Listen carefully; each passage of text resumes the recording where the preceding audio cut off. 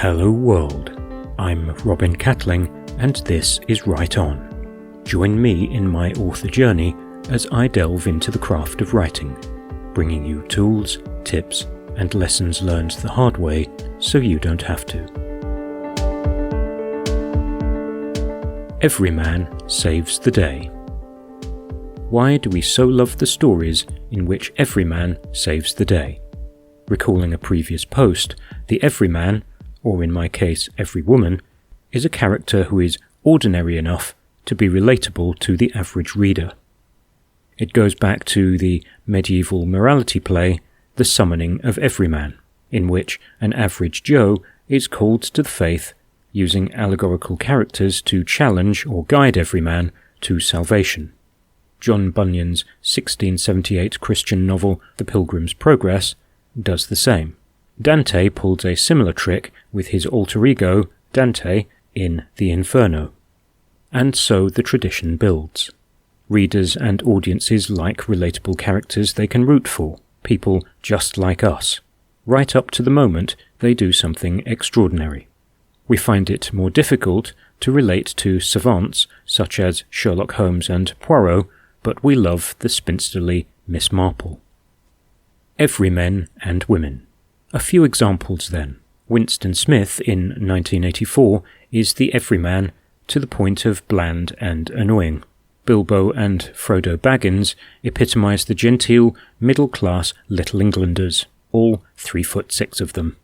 Despite all the epic fantasy around them, it's down to the little guys to fix the problems of Middle-earth, armed only with some rope, some elven bread, and a British stiff upper lip.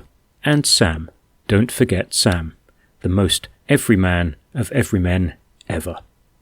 Literary and some genre fiction makes it easy to portray an everywoman, from most of Jane Austen's heroines, Emma Woodhouse of the landed gentry being the exception, to Jane Eyre to 50 Shades, Anastasia Steele. Dickens was good with the everyman, from Oliver Twist to Nicholas Nickleby. Consider Huckleberry Finn, The Famous Five, The Narnia Children, Tracy Beaker and Scout Finch, all of them every kids. It's difficult in popcorn culture when the pressure is on to make the protagonist distinctive and extraordinary. Peter Parker is a high school kid so ordinary he's almost invisible, until he's Spider-Man. Katniss Everdeen is a miner's daughter so ordinary she isn't even selected by the Hunger Games lottery. She has to volunteer. Then the hunting skills come to the fore. Edge cases. We move quickly to the edge cases, by which we mean those of humble backgrounds whose talents or heritage will lift them above the rest. Harry Potter is an ordinary schoolboy, but whose parents were wizards.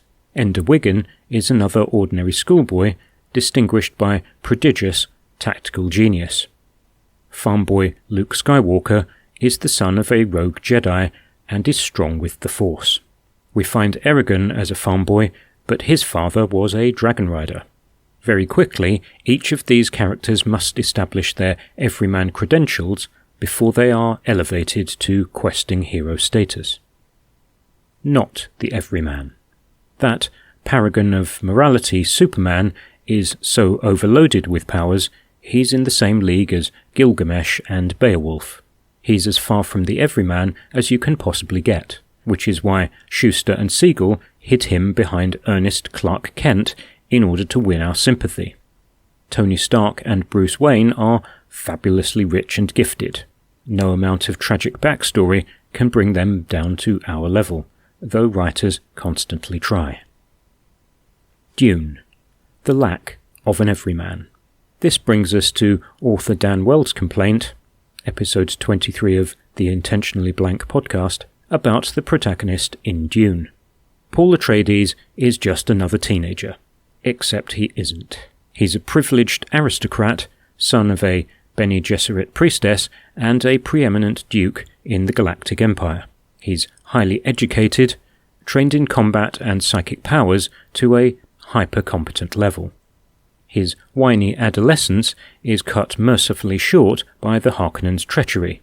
Paul takes on messiah status among the Fremen to spearhead a holy war across space. Endless moments of why me introspection and soul-searching can't drag him back to our level. This is why so many readers struggle to identify with the character. Paul himself knows he's no more fit to rule the universe than anyone. It's all an accident of birth, except it isn't. So, gosh darn it, he steps up and does it anyway. Breaking the bounds. How far can you go before breaking the bounds of the Everyman? Ender Wiggins' innate talent never removes him from his roots. In becoming a Jedi Master, Luke Skywalker transforms into an inscrutable action hero, far less interesting and relatable. The bigger and broader the talent, the further the characters move from the Everyman. For the same reason, it's difficult to make posh, upper-class people, Emma Woodhouse and Paul Atreides, into the Everyman at all. They are too privileged. Austen gets away with it through her writing skill, whereas the Atreides kid becomes an icon in Frank Herbert's epic political sci-fi. The transforming effect of the hero's journey, or a substantially transformative character arc, tends to shift our protagonists away from Everyman status. It's why modern superheroes have messy personal lives, and why all contemporary detectives have to have a quirk or flaw, and messy personal lives. It drags them back to our level while they go off and do extraordinary things in their professions. How Everyman saves the day. Larger-than-life heroes with superpowers, skills, and heritage on their side, from Aragorn to Elric to Geralt of Rivia, characterize the fantasy genre. Thinking about my protagonists, who do I have? No superheroes, super witches, or witches in my stories. Jovanka is the daughter of an upstart tanner's son who worked through the ranks of the Emperor's army. Her mother was from the stateless and persecuted Roma people.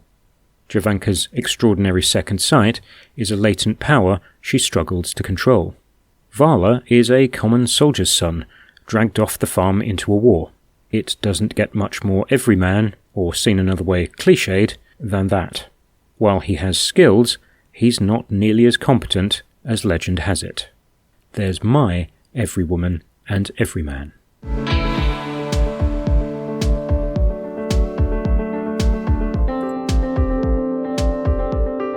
That's all for this time. Thanks for stopping by. You can like and subscribe to the channel, or go to robincatling.info to check out the blog.